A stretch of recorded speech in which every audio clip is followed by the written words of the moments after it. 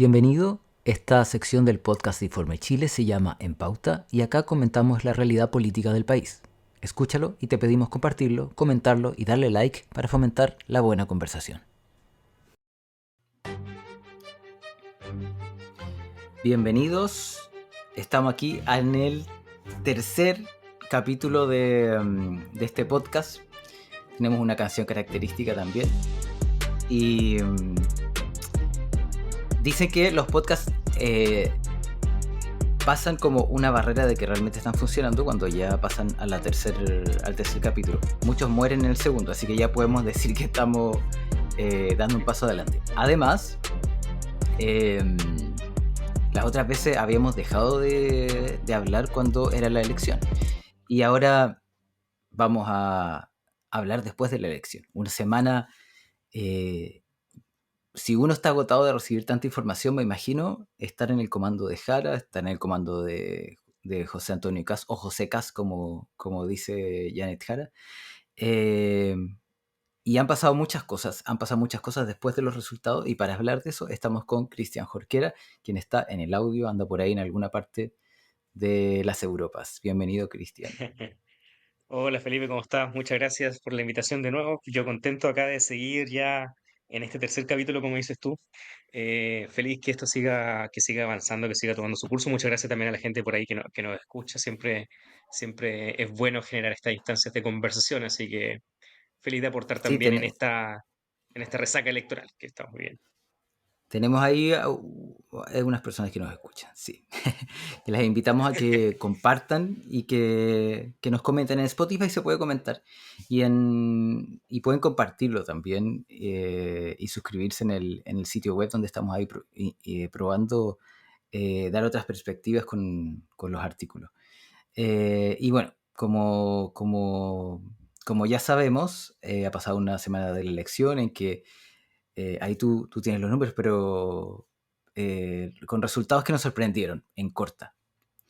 Sí, ¿Y, sí. y cómo ves, para ir al grano, cómo ves este camino que se ve muy empinado para el oficialismo? Algunos dicen muy imposible, probablemente está muy difícil. Eso, ¿cómo lees tú primero? Hablemos como del escenario, hagamos un resumen del escenario, cómo quedó. Ujú.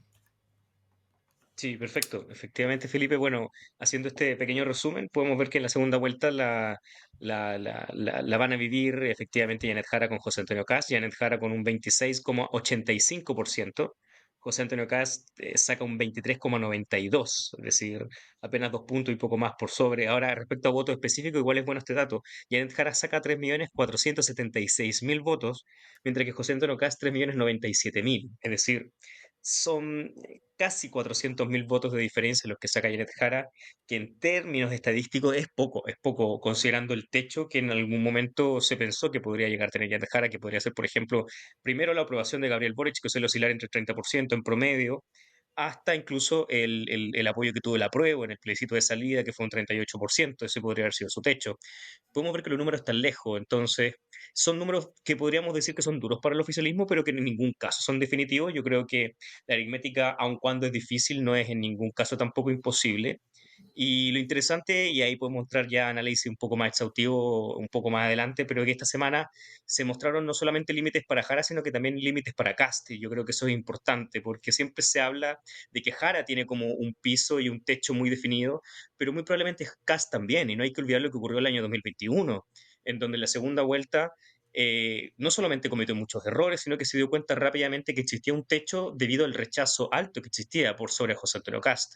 Y aun cuando existe un rechazo alto, más que por Janet Jara, por el comunismo en la sociedad chilena, también hay un alto rechazo todavía por José Antonio Cast, sobre todo en ciertos sectores de la sociedad, como las mujeres mayoritariamente jóvenes, el sector progresista, por supuesto. Entonces, como que en general se habla mucho del techo que puede tener Jara, pero también Cast está muy consciente de ello y es por eso que su parte de su estrategia es esconderse. Parte de su estrategia es literalmente no querer acudir a debatir, no querer acudir a instancias públicas que puedan ponerlo en aprietos, porque entiende que el 2021 perdió el balotaje por ese tipo de circunstancias. Entonces, obviamente, ahora tiene una estrategia un poco cobarde, pero muy inteligente desde esa perspectiva, entendiendo de que está intentando evitar cometer esos mismos errores. Pero Janet Jara está al acecho y creo que eso también es positivo. Y eso es porque es el mismo cast del 2021. No Exacto. deberíamos suponer que hay alguna diferencia. Totalmente. Y lo bueno, y yo creo que se ha empezado a viralizar y ojalá se viralice todavía más porque es un hecho de la causa. Cuando en el debate presidencial hablan, le preguntan por el tema de la píldora y él, aun cuando no responde directamente, su respuesta es, bueno, usted ya sabe quién soy y yo sigo siendo la misma persona. Entonces, evidentemente, lo que dice es responder de forma tácita que su opinión es la misma que el 2021, es decir, y la misma de cuando votó en contra de la píldora del día después cuando era diputado, es decir, la misma opinión conservadora en contra de todo este tipo de agenda que es más progresista. Entonces podemos entender que casi es de la misma persona. Y por lo mismo, aun cuando se intenta ocultar, la estrategia que debiese apuntar Jara y que creo que lo que está intentando hacer es arrinconarlo con este tipo de cosas que para él son obviamente temas bastante incómodos. Y ahí ha tenido la candidata un giro muy rápido. Esta semana cambió el equipo, cambió el discurso, se abrió rápidamente a los votantes de Parisi, hasta me parece que mencionó la posibilidad de incorporar al PDG al gobierno. Claro, claro, y yo creo que es una estrategia muy buena. Finalmente, la segunda vuelta en Chile siempre se decide por dos cosas. Por primero, quién logra moderarse sin perder identidad, por así decirlo, y también quién logra generar miedo al riesgo del otro, ¿no? Entonces yo creo que en ese tablero Jara tiene espacio para crecer hacia el centro, y creo que está jugando bien en esa cancha, especialmente si logra mostrarse al final como una continuidad, una continuidad de derechos, ¿no? Una estabilidad más que un salto al vacío. Y lo que tiene que hacer ella es mostrar que Cast es el salto al vacío, es decir, que es él quien va a generar más inestabilidad en su eventual gobierno y que en cambio ella es un ejemplo y es justamente una garantía de estabilidad en un eventual gobierno de Jara. Y yo creo que está intentando hacerlo, está intentando ampliar su comando, yo creo que está eligiendo figuras que, bueno, ahí podemos después también hablar un poco sobre lo que son los errores no forzados que están ocurriendo, ¿no? Pero más allá de eso, que son cosas que ocurren a su alrededor, lo importante es que la candidata está enfocada en su estrategia de ser eh, estar enfocada en los temas que son relevantes, y de poder atacar a Cast, no obviamente desde lo superficial, sino que desde lo relevante también, es decir, invitarlo a debatir, invitarlo a discutir los temas para que la ciudadanía pueda escuchar y pueda discernir y pueda saber realmente quién es José Antonio Cast. Hablemos enseguida de los errores forzados, pero antes, ya que hablaste de la ofensiva, a mí me sorprendió el, el, el, mm, eh, la crítica a Jorge Quirós, el encargado económico, que Ujú, podía haber, o sea, podía haber ocurrido antes, pero este es el momento, digamos, es su contendor. Y se hizo totalmente. esta crítica por su participación en en la colusión de los pollos, una participación directa en que él hacía el Excel para calcular lo que debían producir para ajustar los precios. Claro, y al final lo importante también es relevar son hechos, es decir, ella en ningún caso está cayendo en desinformación, no está cayendo en fake news, está simplemente diciendo cosas que son reales, que han ocurrido y que son datos de la causa de personas que están alrededor de José Antonio Cast y que por tanto eventualmente serían parte del corazón del gobierno de José Antonio Cast. Entonces, al final son un reflejo bastante gráfico de lo que sería su eventual gobierno y en ese sentido están apuntando bastante bien. Lo pusimos en un artículo que está publicado este sábado, como poner al gato a cuidar la carnicería. Es impresionante pensar Claro. en los efectos económicos que puede tener para las familias, para los consumidores, pongámoslo en esos términos, el que una persona con estos criterios esté a cargo de la economía del país. Ujú. Estamos hablando Sí. de reducir, de reducir impuestos para las empresas y quitar derechos, básicamente quitando estos supuestos 6.000 millones de dólares.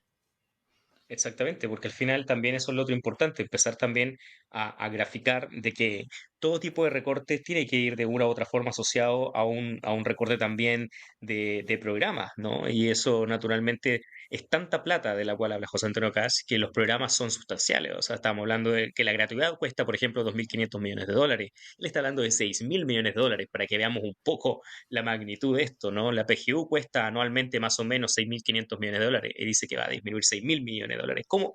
Es decir, los números no calzan y la única forma de hacerlos calzar es que los recortes sean significativos en programas que son significativos. Entonces, lo que tiene que hacer Janet Jara y que efectivamente lo que está haciendo es hacer dar cuenta un poco a la ciudadanía y de hecho ella ha apelado un poco ahora que tiene que apelar un poco a este público que votó por París y por ejemplo que es casi un 20%, ¿no? 19,71%, sacó realmente bastantes votos. Y este público lo que quiere es certeza también en su bolsillo. Lo que hablábamos los otros capítulos sobre el votante de París y ese votante que quiere una certeza absoluta sobre que va a tener más plata en su bolsillo, sobre que va a poder llegar a fin de mes con mayor holgura, y por tanto lo que está haciendo Janet Jara es hablarle a ese público, ¿no? Volver a relevar lo importante que es el salario vital, que es lo que ella habla, ¿no? De 750.000 pesos, lo que es tener también una mejor calidad de vida. Entonces, es muy inteligente la estrategia también de empezar a tomar propuestas de otros candidatos y de hacerlo de forma explícita, ¿no? De decir, estas son propuestas de tal candidato, yo la traigo para acá porque creo que hay que agarrar de todos lados, hasta de Matei. Y yo creo que al final eso es lo que tiene que hacer. Ese es el trabajo que tenía y lo está haciendo. Y yo creo que por lo menos la izquierda puede tener la tranquilidad de que tiene una candidata que está con hoy una estrategia mucho más clara que la que había en primera vuelta, porque en primera vuelta ya tenía tan claro que iba a pasar a segunda que todavía no podía jugar esas cartas. Ahora la está jugando y por tanto es mucho más clara su estrategia.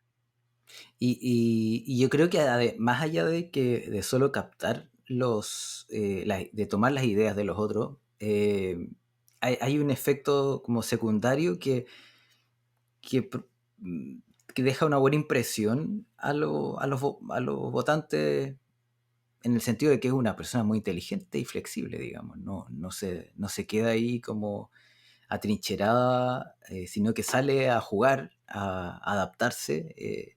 Es una propuesta bastante interesante también desde ese punto de vista. Y como hablando del votante de París también y de los errores no forzados, ¿importará ese votante los errores que han ocurrido esta semana en particular? Hablamos de dos, de lo que la salida forzada de Darío Quiroga y de este cantante urbano, cuyo nombre no recuerdo, pero en el fondo importará tanto porque no es muy político ese votante, supuestamente.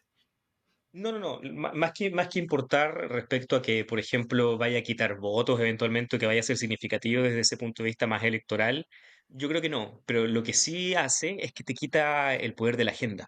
Y ese es el problema que ha tenido estos días Janet Jara, que no ha logrado tener el control de la Mm. agenda y eso lamentablemente te impide poner los temas que son relevantes en la agenda, en los medios de comunicación. Y se termina hablando de cosas secundarias que a la gente realmente no le importa y como no le importa te genera un rechazo. Y por tanto ahí es donde está el riesgo de los problemas que te rodean, que tal vez no te afecta de una manera directa, de manera que pueda ser tangible enseguida, pero sí eventualmente puede ir generando ciertos tíos y, por ejemplo, con el pasar de los días siguen este tipo de polémicas que lo único que hacen es robarte la agenda, porque no te permite de darte cuenta en las noticias de que Janet Jara está haciendo tal cosa, está proponiendo tal tema, está en tal actividad, en tal ciudad, sino que te habla de Darío Quiroga, ¿no? Te habla de este reggaetonero o de este artista urbano que tuvieron que sacar. Entonces, al final, es ruido innecesario que ningún candidato debiese tener. Y ahí yo creo que ahora que se supone que el equipo se ha robustecido, esperemos que esos errores no forzados puedan ir disminuyendo. Y bueno, también esta nueva situación, digamos, los resultados nos plantearon el crecimiento de un grupo que no había aparecido. Algunos lo llaman los indiferentes, según unas investigaciones del CEP. Eh, Esto implicó que de ser ignorado, y particularmente Franco Parisi también, de ser ignorado, ahora se transformaron en una pieza clave en la disputa y de mucho interés. Y se ha generado esta paradoja de que una candidata que viene del mundo de un gobierno feminista tiene que buscar los votos de este otro sector cuyo representante había sido acusado justamente de papito corazón, como se dice, por no pagar Ujú. la pensión alimenticia. Eh, ¿Cómo podemos leer esta nueva realidad en términos más políticos electorales? Sí, yo creo que hay una suerte de contradicción que podría existir, sí, Pero a mí me parece que es más simbólica que real, es decir, yo creo que el progresismo feminista, digamos, no estaba eh, intentando validar conductas de papito corazón al buscar estos votos, sino que está simplemente buscando votos de ciudadanos que viven en un país real y no en esta caricatura de la que es Parisi. Recordemos que obviamente el votante de Parisi no es Parisi, es decir, eso es importante también entender. Que alguien haya votado por Parisi no lo hace alguien que acepte todas y cada una de las conductas por las cuales Parisi puede ser un personaje reprochable. Entonces, al final es un síntoma bastante natural, ¿no? De la necesidad de ir a buscar un nicho electoral que está también ávido de respuestas, por eso también está votando París y no está votando nulo, también eso es importante, no es un votante que sea, es un votante que es apático, pero que quiere soluciones, que no quiere estar fuera del sistema y que no dice, ah, nadie me va a solucionar nada.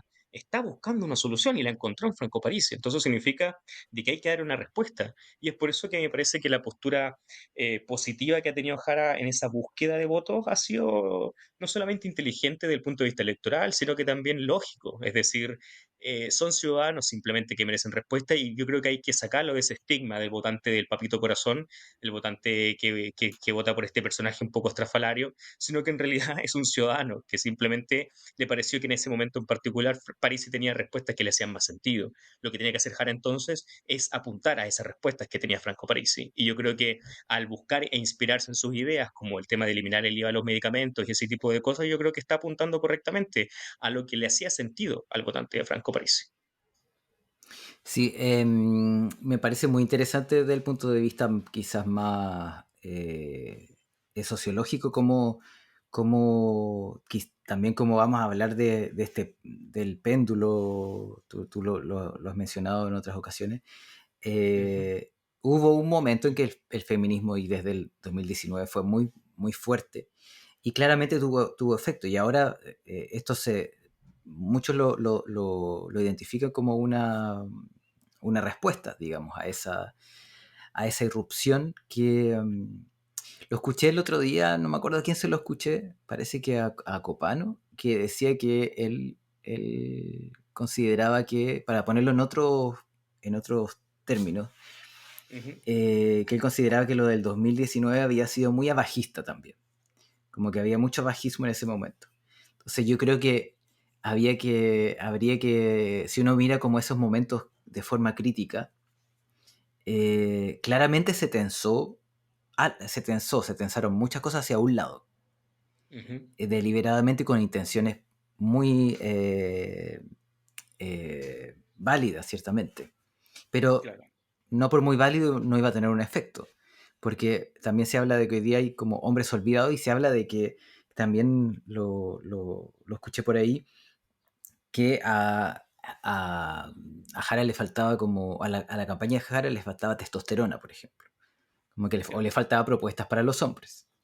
Entonces, este momento como de discusión yo creo que va a marcar un poco para dónde va esa línea, no se va a zanjar esa tensión, digamos, pero cómo quede París yo creo que es relevante.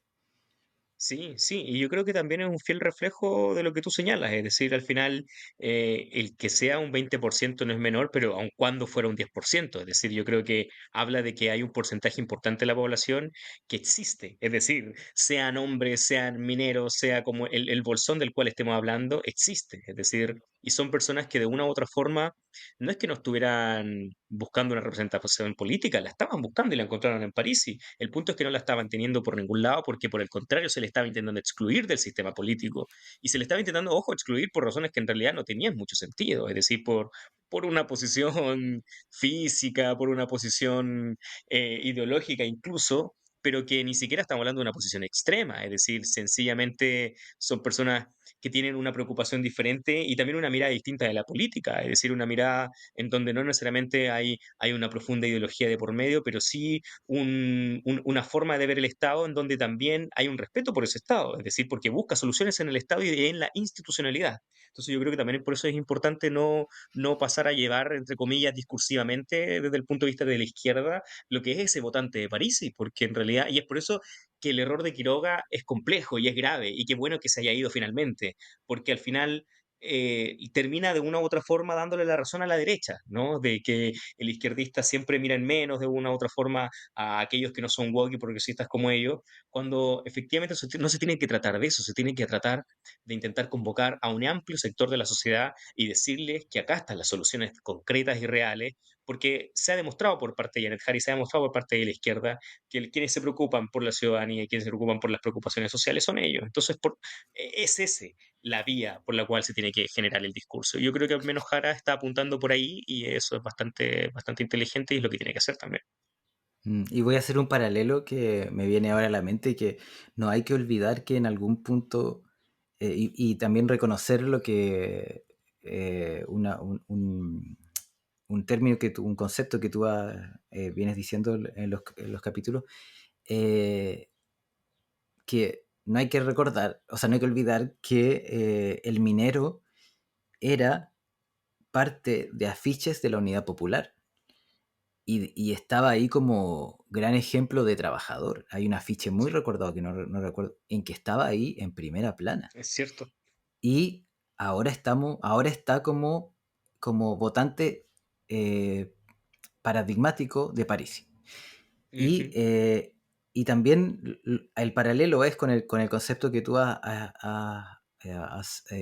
reafirmado de pasar de esta esperanza discursiva a esta esperanza ujú. administrativa. Creo que hay una reflexión ahí muy interesante que no la vamos a agotar en este podcast, pero hay mucho ahí. ¿Qué, Sí, qué pasa en esa brecha? ¿Qué pasa desde ese 73, de ese minero de 73 hasta ese minero de ahora de 2025? claro. Ahí, ¿qué es la izquierda ahí? Exacto, y yo creo que ahí efectivamente la izquierda tiene una reflexión interna que ojalá la dé en algún momento, cuando, cuando haya tiempo de darla, ojalá, ¿no? Pero, y que probablemente dure años esa discusión. Pero, ¿qué es lo que sucedió dentro de la izquierda como para poder perder esa identidad, por así decirlo, esa identidad del trabajador, perder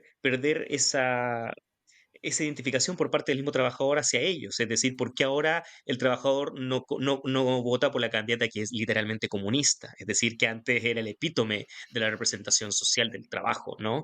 Entonces, al final, Y que era te ministra del habla Trabajo. mucho. Exactamente, la ministra del Trabajo, que era del Partido Comunista, el Partido de los Trabajadores, el Partido de los Obreros, y en vez de votar por ella, votan por un economista que vive en Estados Unidos, es decir, que es la antítesis de eso.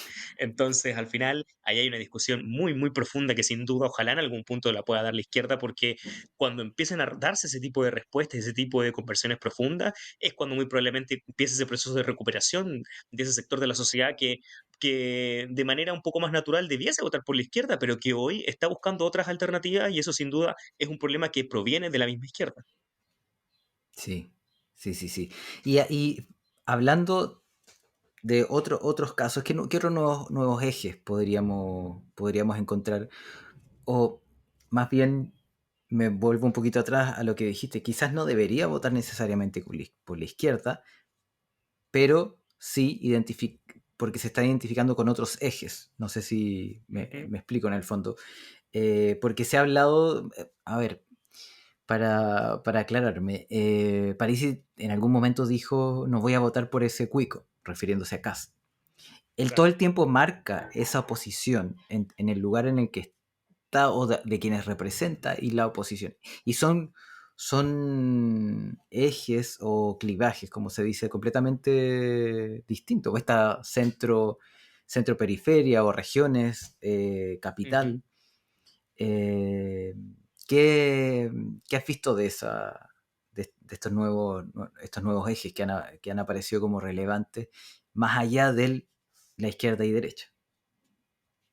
Sí, sí, sí. Yo creo que finalmente, efectivamente, esa izquierda de derecha está agotado ya hace bastante tiempo, sobre todo cuando vemos que un 20% de la población chilena vota por un candidato que intenta estar fuera de ese margen como Leo Franco Parisi. Es decir, aun cuando desde el punto de vista económico sus perspectivas son más cercanas a la derecha, yo diría que su perspectiva valórica social es mucho más cercana a la izquierda. O sea, entonces como que efectivamente es un votante paradigmático, ¿no? Que está un poco al medio.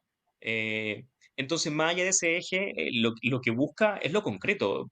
Volvemos al concepto de la esperanza administrativa, ¿no? Y eso concreto, en qué se grafica, en clivajes como la seguridad, la estabilidad económica, la antiincertidumbre. Entonces, finalmente la gente no se pregunta, yo soy más de izquierda o soy más de derecha, sino que se pregunta quién reduce el riesgo de que mi vida empeore, quién me ayuda a llegar a mejor a fin de mes. Y son respuestas que efectivamente, si uno las analiza, tienen poco de ideológico detrás, sino que son simplemente muy utilitaristas tal vez, pero que son prácticas, porque finalmente la gente cuando tiene necesidades no tiene tiempo de pensar en ideología, sino que tiene tiempo de pensar en lo que necesita en su día a día. Y en ese sentido, la izquierda perdió mucho tiempo entrando en discusiones ideológicas cuando simplemente la gente necesitaba soluciones concretas muchas veces. Y tal vez ahí Mm. también hay una crítica interna que es importante que se dé en la izquierda, entendiendo el cambio profundo que existe hoy día, ese clivaje y que es representado por este 20% de París. Entonces, al final, todas las identidades políticas parecieran estar fragmentadas porque al final ya no se trata de esta emocionalidad, sino que se trata de, ojalá, mayor certeza y quien me dé una mayor certeza de la manera más sencilla y rápida posible. Y no se trata tampoco de identidades, po. No hay, Claro, no, exactamente.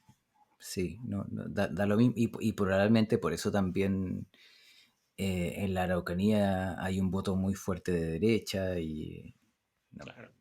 contrario de lo que se podría pensar. O sea, no tiene nada que ver finalmente Totalmente, y es por con eso qué que en identidad las puedes tener. cárceles también gana la derecha, es decir, todo lugar donde uno pensaría que existiría un pensamiento diferente o una movilidad Una diferente. correlación entre lo Exacto, que.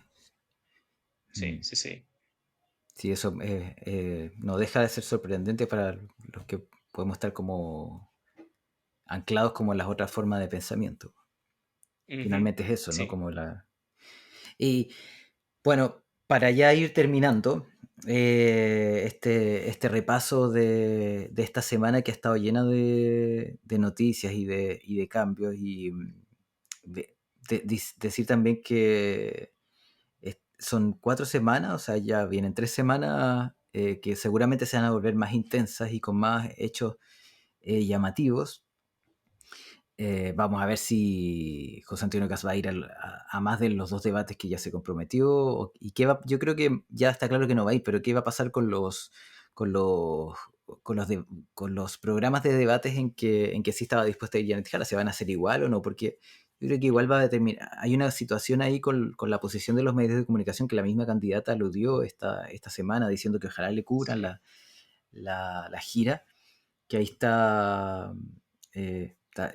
hay muchas cosas que van a pasar en definitiva. Pero para cerrar, digamos, esta conversación, está la posibilidad de que ciertamente salga José Antonio Cast, lo que marcaría otra vez una alternancia en el poder en tanto la oposición pasa al gobierno. ¿Eso es posible? O sea, ¿se repetiría? ¿Qué habla del país de que esa posibilidad esté? Y si no fuera así, ¿qué se rompe? ¿Qué se rompería? Hemos pasado de eh, Ujú. Bachelet Piñera después de nuevo y después Boric. Es un ciclo. ¿En qué ciclo estamos? Quizás como para cerrar esta conversación con Sí, esta,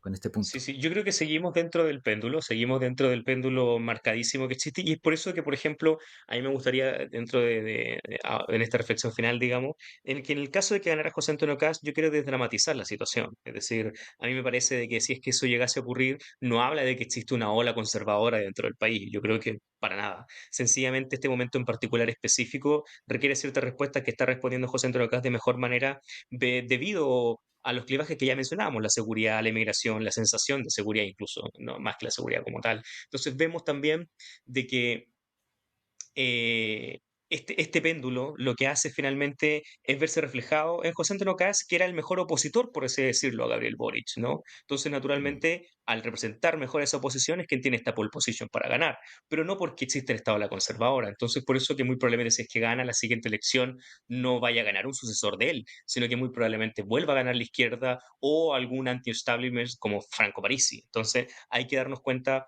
de que yo dramatizo un poco como este miedo de que vaya a ser un Chile autoritario, conservador, porque en realidad yo siento que es un momento muy particular.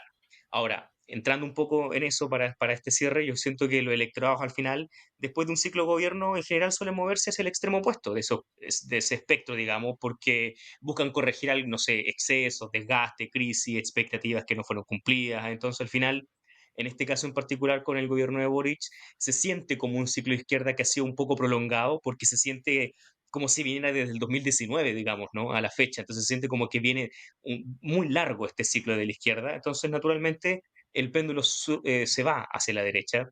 Hay un problema que sobre todo al inicio, que se vio como un problema de gestión al inmovilizarse cuando estaba ocurriendo la convención y que también se reflejó eventualmente en un malestar económico por lo que sucedía en el bolsillo de las personas. Y aun cuando el gobierno de Gabriel Boric ha logrado enmendar muchos de esos puntos y ha avanzado y ha tenido elementos concretos que puede relevar hoy en día, sin duda queda la sensación. Entonces se va el péndulo hacia el otro lado y ejemplos hay muchísimos, ¿no? Aparte del clásico Bachelet Peñera, que yo creo que es lo más gráfico que puede existir. Esto ha pasado en Estados Unidos, en Francia, en Brasil, en Italia, Argentina. Es decir, es algo bastante clásico cuando existe un desgaste y finalmente dejar ese mensaje, ¿no? De que si llegase a ganar Kast, tampoco es porque Jara está haciendo mal las cosas necesariamente, o porque su campaña sea mala, o porque sus ideas estén equivocadas, sino que porque en este momento en particular, lamentablemente, el péndulo va hacia lo que está señalando José Antonio Cast.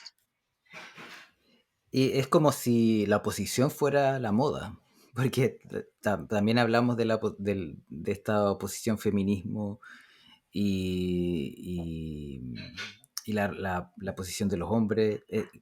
Pareciera que es lo que marca esta época. Y no apoyando lo que dice respecto de lo terrible que puede hacer un gobierno de Kast, no dijimos nada, pero para mencionarlo así brevemente, que el Congreso quedó eh, elegido de forma bastante equitativa. Digamos, en la Cámara de Diputados hay mayoría de las fuerzas de derecha, pero Sí. en el Senado quedó más cargado hacia la centro izquierda. Ujú. Sí, yo siento que qué bueno que lo menciona Felipe, porque también eso da un poco de tranquilidad, vuelve un poco el alma al cuerpo, entendiendo de que existía incluso la posibilidad que la derecha llegara al número mágico de los cuatro séptimos y con eso poder hacer reformas constitucionales y tener como una asamblea constituyente durante 4 años, ¿no? Y reformar todo lo que ellos quisieran. Por suerte eso no sucedió, no llegaron a los 88, 89 diputados que hubiesen requerido para ello, estuvieron lejos de ese número. eh, y lo positivo es que, aun cuando tienen mayoría en la Cámara, no van a poder hacer reformas importantes. E incluso si lograran hacer algunos acuerdos con independientes y lograr pasarlas al Senado, el Senado, al tener una mitad y mitad o una cierta tendencia a la izquierda, eso va a lograr atajarla muy probablemente y no hay forma, digamos, que logren matemáticamente llegar a los cuatro séptimos en el Senado.